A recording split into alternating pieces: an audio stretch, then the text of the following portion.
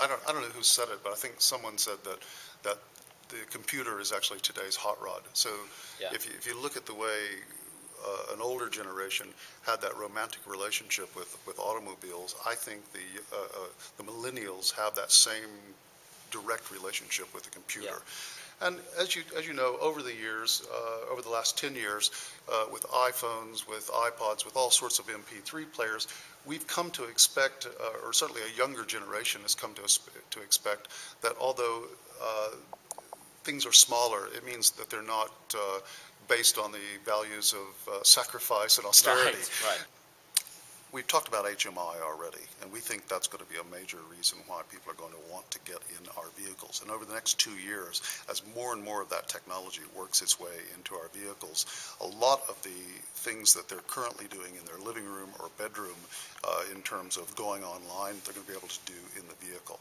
The other side of it that doesn't get talked about a lot, but I think it's a really important point to make, is even the millennials have pride, are interested in status, and want to arrive in front of the cafe or the hotel looking good.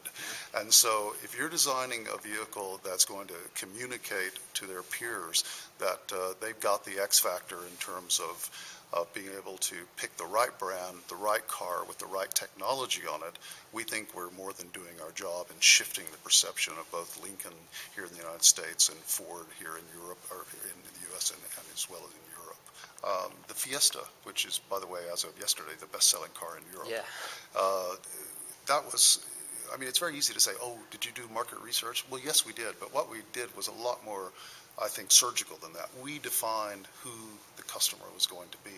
Turned out to be this fictitious woman called Antonella, who was a leggy Italian girl that lived in Milan with her parents, as many of 20-somethings do.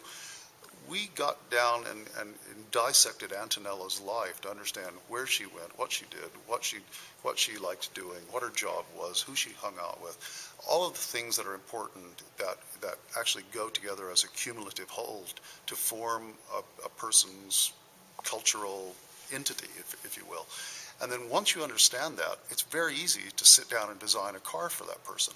I think the mistakes that people have made in the past with market research is they will say, well, it's for a 23-year-old someone somewhere, and do you like the headlamp and tail lamp? That's not the way to go around about market research. We've gone in and dug down and done enough archaeological dig now on all the customers that we're thinking about for various programs. I think our designers have a much, much better idea of how to work. And you are so right. That is not what we were taught at our college. We were taught to sit down and have an artistic expression and what's your latest great idea. Design these days is not about that. Design is a communications tool for the brand. And just as the written word may communicate something about the brand for advertising, the way we bend sheet metal, the kinds of shapes, colors, materials, textures we put on a car communicates visually, which is really today's language. It's a visual communication with the potential customers that we want to contact and have a dialogue with. The way vehicles will be designed won't change in terms of process that much over the next 10 years, if we just use that as a benchmark, because I find it very hard to think out much further than that, not knowing what society or our culture will look like, because most design is a result of the prevailing mood of the culture.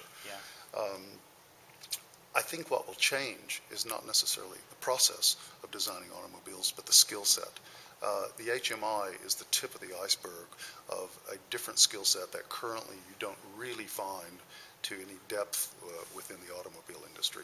So what you're going to find is you're going to find a lot more digitally oriented designers coming into the auto industry and helping us change the model of why you buy an automobile. It's still going to look good, it's still going to look fast, it's still going to perform well, drive great. There's going to be still wonderful amenities on the interior, but it's connectivity that will drive the next 10 years. We've seen the likes of kind of Toyota and also BMW Project I talking about these kind of vehicles which are kind of almost like mobilized kind of chairs and that aren't recognizably like a car but are coming from an automotive brand. I wondered whether you had an opinion on that and whether you could see a day when people will accept that someone like Ford can provide them with a vehicle which isn't recognizably a car. It's a good question, and I may have a slightly surprising answer on that. In the next 3 years, we will bring a series of hybrids, plug-in hybrids, Yeah. and full electric cars to the market. One of the things that I have, it's a crazy idea, is that when we bring one of those cars to the market, that it should actually look like, wait for it, a car. And I think regardless of the type of vehicle that you're bringing to market, people still want a car or an Yeah. automobile to look like an automobile. Right. And that's one of the things we're working very, very hard on. If you're just thinking in terms of fashion, flash in the pan, it's here today, gone tomorrow, no sustainability in terms of market.